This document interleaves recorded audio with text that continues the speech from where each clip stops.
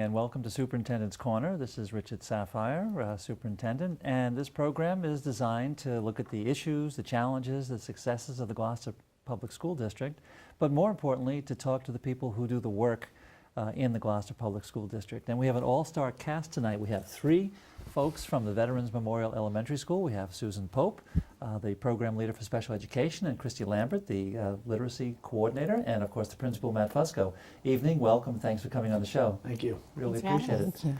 having us. Just by way of starters, a little bit of warm-up. Susan, tell us just a little bit about yourself, your background. I started at Fuller School 14 years ago as a special ed teacher in grade 4, then a resource room teacher, and the last 9 years I've worked as a special ed coordinator at Veterans Memorial. Terrific. Christy? I started in Springfield 13 years ago Oh. and spent my first 4 years of teaching as a classroom teacher there. Then I came back to the North Shore in Reading. I was a classroom teacher there. Came to Gloucester as an interventionist. Did both the intervention role and was a classroom teacher, and now here I am as a literacy coach. Terrific. So you've been all across the state? I am. Terrific. Hi, Matt. I'm Dr. Sapphire. Good to see you again. Yeah, of course. So I'm starting my 5th year here as a principal at Veterans. I was a principal before that for 8 years in Danvers and was teacher for 10 years in Chelsea. Terrific. Yeah, terrific. A lot of seasoning, a lot of experience around the table, Yeah. and we're all the better for it, quite frankly. Thank So let's talk about Veterans Memorial. It's a vibrant place. What makes Veterans Memorial Elementary School a vibrant place for kids to learn? I think it's a very welcoming school. We have staff early on at 8 o'clock in the morning, 7:30, 8 o'clock in the morning. So when the kids that arrive quite early, they're greeted, they have a place to sit and wait. Staff comes on, takes them into the cafeteria. We have kid-friendly bulletin boards. You see a lot of kid successes celebrated on these bulletin boards. It's a very safe environment for them. Yeah. Anyone else Yeah, sure. can add? Go ahead. We welcome all students at Veterans. It's a real family-like atmosphere. The staff is very close. We know all of the students by name from kindergarten to 5th grade.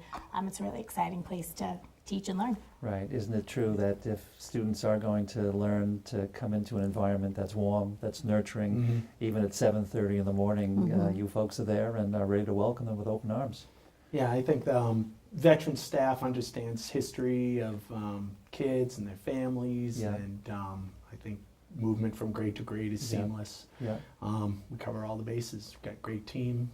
Very proud of my team that I work with. And the proof's in the pudding, because a few years ago under the state's accountability system, veterans improved from a level 3 school to a level 2. So I want to just talk about that a little bit if we can.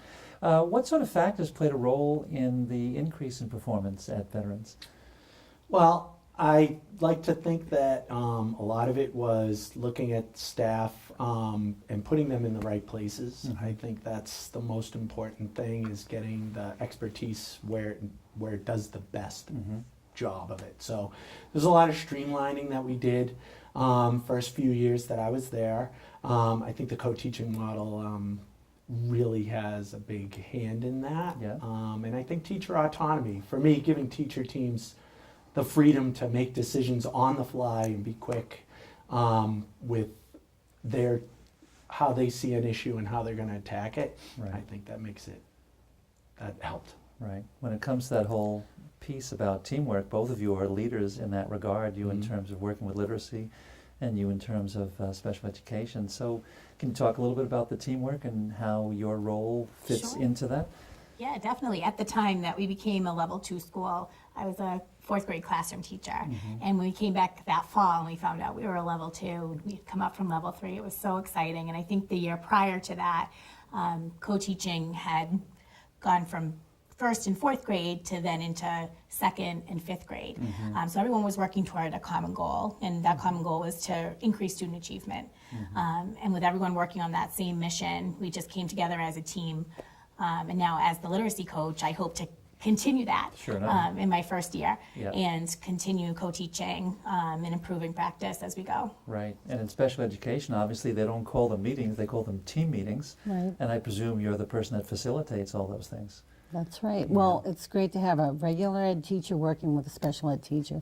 So we have two experts looking at a student profile and then learning to collaborate and accommodate the student at their specific needs. And I think that that has worked well in the teams of 3.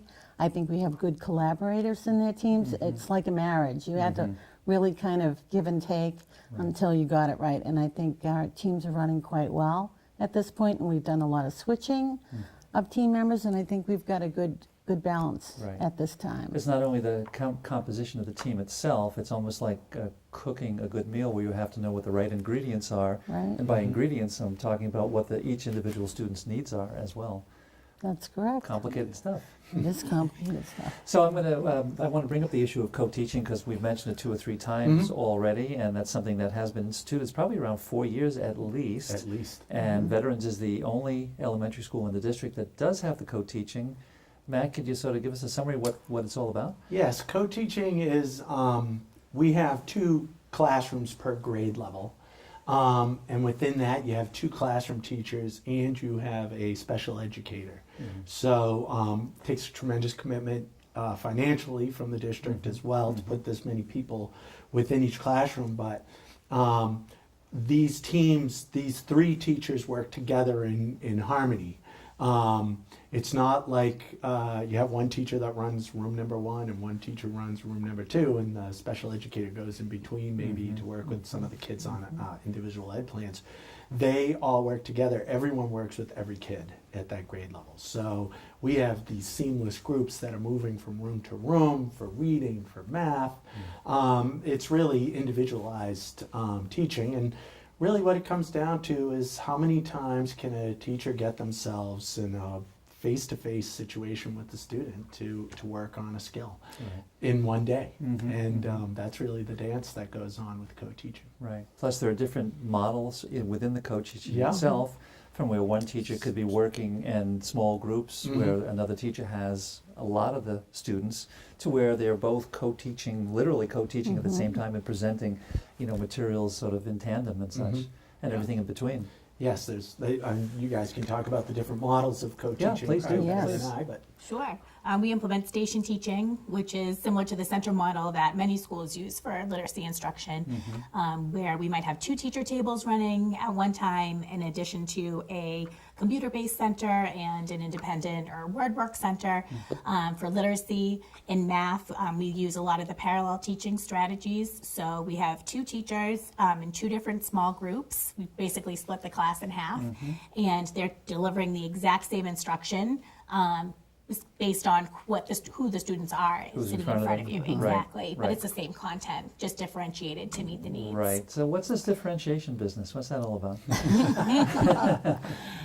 Well, it's taking the curriculum and looking at the students in front of you and see who needs what, and being able to accommodate for the students' needs. Let's say somebody needs something read to them, or someone needs even the print to be larger, or someone needs a less busy paper because they have visual spatial processing and it makes it difficult for them.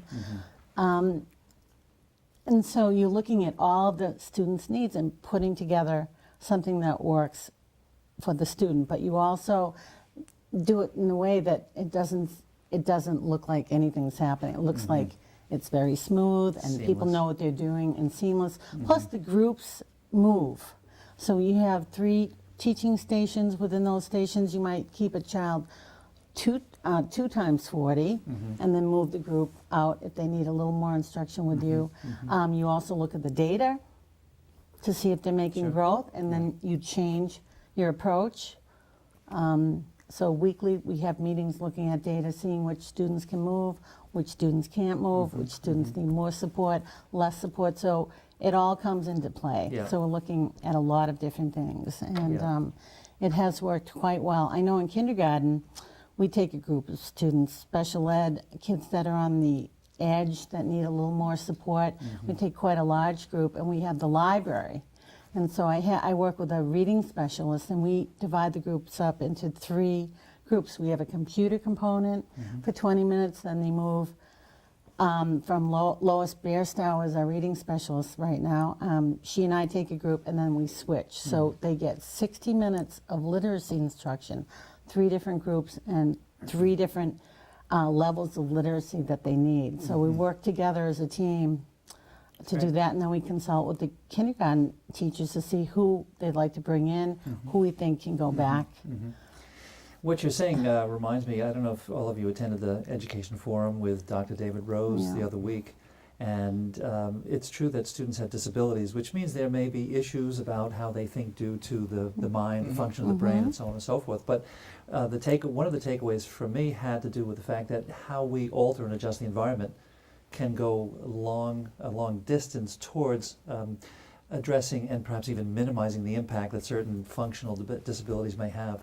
Oftentimes we think in terms of the student, and there's something at issue with the student and their particular need and their disability, but we need to take as differentiated, to use that term again, differentiated to look at the environment as much as possible, make those kinds of adjustments. And that all starts with making sure you're well read. You have to read the student plans, the student summaries, the accommodations. So that is where I come in. I make sure that the student summaries and the IEPs are photocopied for every grade level, Yeah. so that everyone working with those students has access to and will have read those plans. That includes music, art, all the teachers, works. gym. Yeah, all the senses, all Everybody. the intelligences, all that kind of Right. business. And that's important. That really has to happen. So that happens in the beginning of the year, the time that they spend reading and talking about what they need to do. So that's important planning that has to take place. Yeah, sounds pretty professional to Yeah. me. Just switching gears slightly, Matt, you've spoken about placing an emphasis on the early grades as a strategy to improve overall performance of kids at veterans. Can you just explain what that means? a little bit? Yeah, you know, when I first started there and working with Bay State Reading Institute, we set up a giant data wall, kind of followed kids year to year, and how they were doing on our reading assessments. What we found was that we were having students that were some of our students come in very low with starting in the kindergarten levels. They're coming in with no letter recognition or number recognition or letter sound. So what we were finding is that we were having difficulty getting those students out of that block. So those kids that were coming to us low, they were sort of staying low in first grade and staying low in second. They kind of weren't. So then first grade was teaching to K, and Yeah. you're like a year behind. So we decided to take a lot of our resources and put them down into kindergarten with the goal I gave them was we got to get these kids, we call it green, but obviously it's a good thing, but we want to get them reading proficient for kindergarten. And I said, 85%, we got to be at 85%. And my teachers took that challenge on, and they got to 95%. Really? So really exciting. We started maybe with 10% at the beginning of the year. So what I was lucky to get was a reading interventionist, and they told me, what grade do you want to put it at? And I said, let's put everything down at K, put my resources down at K. So Christy was our first interventionist. And Miss Pope, I took her, she was working with fourth grade, but I said, you're going down to K. Yeah, so we have And, what are called mobile K classrooms. Yeah. Can you describe what that is for us? Well, we pull to the library. That's the mobile K classroom.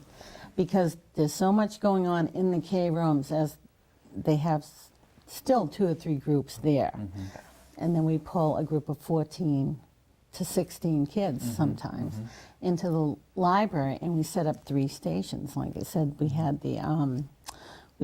the computer lab set up for 4, and then we have my station, and then we have Lois's station. And I work on the skills when they first come in. It's all about listening for rhyming words, then knowing their letters, which they come and not knowing, and then the letter sounds, which are aligned with what the teachers are doing at the time in the classroom. So we have all that aligned, and then by the time we get their skills built up, Lois, the reading specialist, is working on the sounds and trying to blend, listening for the beginning sounds, the initial sounds, and then trying to being able to take apart a word for all the phonemes and then blending. So it all works together. It's step by step, and we coincide with what the teachers are working on. We don't introduce things that haven't been done yet in lively letters.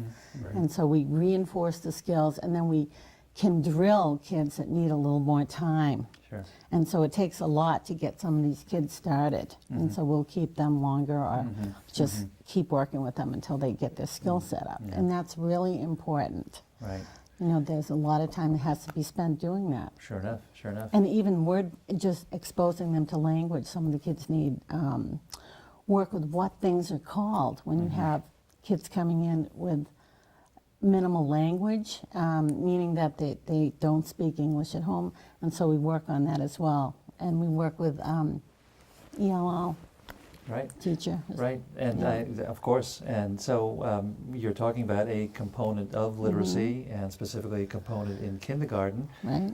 But each building, and like Christy, we have a literacy coach that is sort of seeking to oversee and facilitate the literature, the literacy, and the curriculum across all of the grades. So, can we talk about your position just a little bit? Sure. I know that one of your roles is to support the implementation of the core curriculum in literacy, and can you just sort of elaborate on Yeah, that a it's little very multifaceted. It's a busy job. So like you said, one of my roles is to help support my teachers, our teachers, in the implementation of that curricula, whether it's empowering writers or Reading Street. And then we do different assessments throughout the year, DIBELS being one of them. Another one is Easy CBM, which measures reading comprehension. And it's my job to look at the progress that the Right. students are making with that data. We have 3 benchmark data meetings a year where we talk about students and that progress that they've made. And also, I work with the other literacy coaches around the district to provide professional development. Right, right, And we work closely with BSRI, who are our reading consultants. right. How do you find that relationship? Bay State Reading Institute's been with veterans now for quite some time, and still has a role to play, and how's that working? I really enjoy working with Grace Marie in particular. She Right. is my coach. Yeah. I've learned a lot from her. She's a great resource.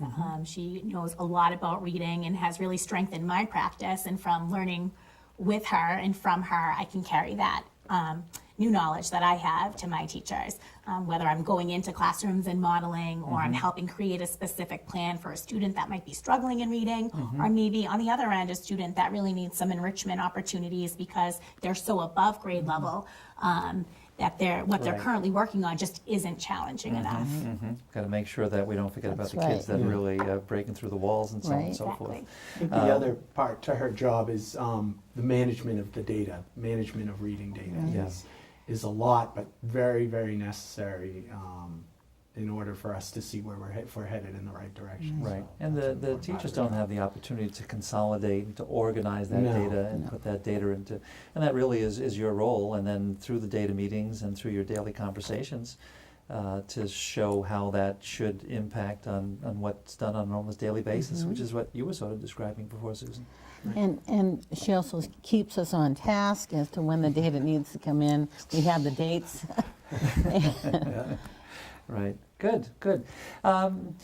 We have a rather elaborate plan of intervention in the building. The fancy term for it, we know it, the audience probably doesn't, it's called response to intervention, and it has these different tiers, and TIERS. Yes. Tier 1, of course, refers to the general curriculum, the general education, and the quality of that general Right. education. What's Tier 2, and then I'm going to ask you what's Tier 3. Okay. Tier 2 are, in reading anyway, and in math as well, our students that fall into Tier 2 probably need about 6 weeks or so, 6 to 8 weeks of specific reading intervention around a specific skill. So with the lower grades, it's usually around phonics or phonemic awareness. So we pull them into an intervention group. We're very lucky to have 3 reading specialists at Veterans. One primarily works with K1. We have 2, 3, and 4, 5. We also have several special ed teachers, which Sue will talk about in a moment. But these teachers, these support staff, reading specialists, they work with the students in the areas that they just need a little bit of a boost in. The goal is to get them out of that intervention within 6 to 8 weeks. Well, of course, looking at the data, some stay a little bit longer, but then some are ready to go back into the classroom, and everyone's receiving the core instruction, of course. Right. But whether it's in phonemic awareness, phonics, vocabulary, reading fluency, or even in the older grades, reading comprehension. It's just providing that extra support Right. so that they can work at grade level. So at a minimum, if a child is a little bit below the rest of the class, you're hoping at least that there's sort of a parallel growth. But Exactly. ideally, you'd like to sort of see something like that. Don't ask me Yes. to duplicate that, I'd probably screw it up. But hopefully we get the picture. Yes. So sometimes Tier 2 doesn't necessarily provide for a particular child's need. A child may not have been identified with a disability, but there is then this Tier other 3 and parachute, right. which we call Tier 3. Right, which is looking at a child's specific needs and matching their needs with a program, let's say a reading program, that will address their needs specifically. Or you'd have to have a special ed teacher, they'd have to do it, maybe a little more time would have to be invested in the day. You'd have to meet the criteria on the IEP as to how much time they need this intervention. And you do it with math as well. They might need a lower level math program, you know, which comes with the math program. It comes at all levels, and working consistently every day and to make a difference. And then we also ask them to progress monitor, but maybe use a phonics screener if they're, you know, at a Tier 3 level in a specific program, and take data more frequently, I'd say weekly, to see how they're doing. If there's one takeaway from this conversation, people should understand that how we educate our children is anything but monolithic, anything but uniform. On the contrary, we're trying to come up with as much individualized responses Right. to the needs that the Absolutely. children have as is possible with the resources that we have. Right. It's an incredible ballgame. And when you're talking about the demographics at Veterans, which is one of our more challenged, diverse communities, you're always looking to find different ways within the resources that you do have. Which answers the question I was going to ask, is that given some of the aptitudes and attitudes amongst children, how do we manage to attempt to reach every child that we possibly can? But I think that you've kind of described it, which brings me to page 2. All right, great. So Matt, given the concerns, we spoke at the beginning of this particular show, we spoke a little bit about the need for emotional well-being as the foundation, for children to be ready to be educated and stuff. So what does Veterans do to assist students with respect to health and wellness?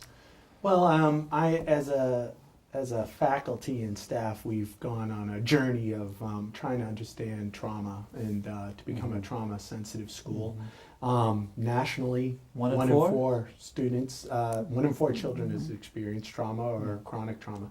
So we've taken a really hard look at the new brain research and how it affects students in their learning, and we've tried to we have really tried to change the structure of the school so that it attends to kids' needs, because it's universally, it's all really good practice to make every kid feel safe. But for those kids that may have experienced trauma or chronic stress, the fact that they can come into school and that they're greeted by my staff every morning when they walk in the door is very important. We try to keep things as calm as possible. My staff is out in front of their doors every morning when the kids walk into school to greet the kids. Little things like that just go such a long way. Right. What's the yoga block? Yoga block. The yoga block is run by my phys ed teacher. Yep. Found a block of time, and she takes one classroom a week, and she does yoga and mindfulness with these students. The teachers go to, and they take those skills back to their classroom, and they're doing those almost a daily basis. Right. We've got meditation going on as well at the school. Yeah.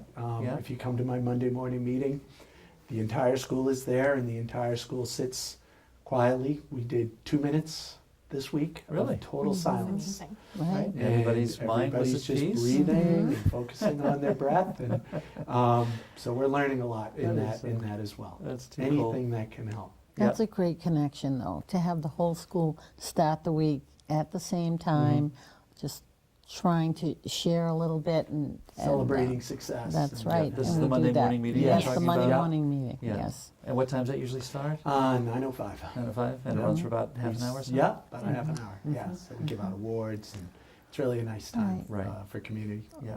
Honoring children. Right. Right. Some of the programs at Veterans that support the work being done and enrich the experience of attending Veterans, such as the newcomers block in music and stuff? Yeah, well, so the Gloucester Public Schools has started a Newcomers Academy for Right. our ELL English- kids? ELL kids.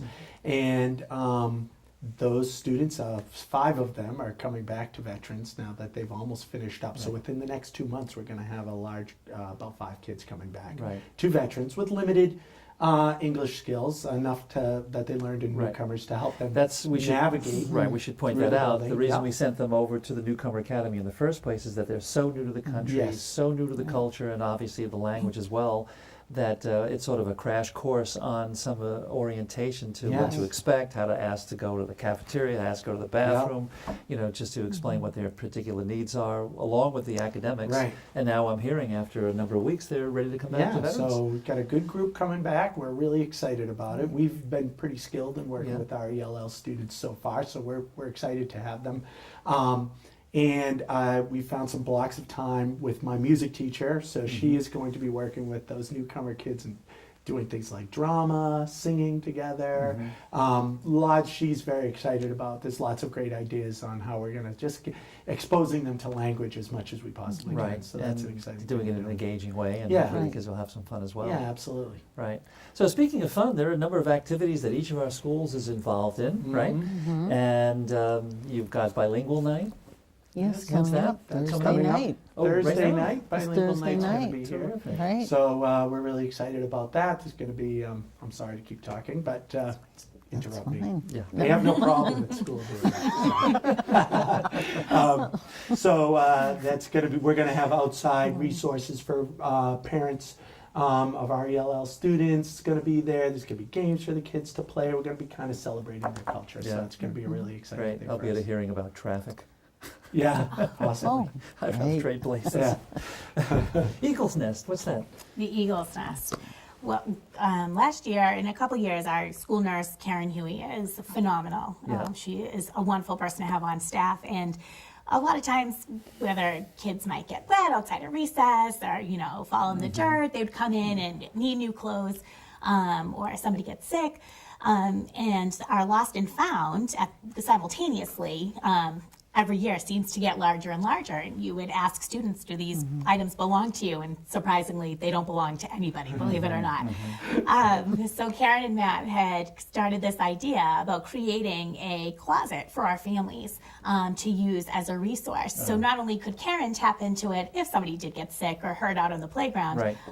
but our families could use it throughout the year should they need a new winter coat, boots, especially when it gets Right. colder. So this fall, we decided to make it a little larger than a closet.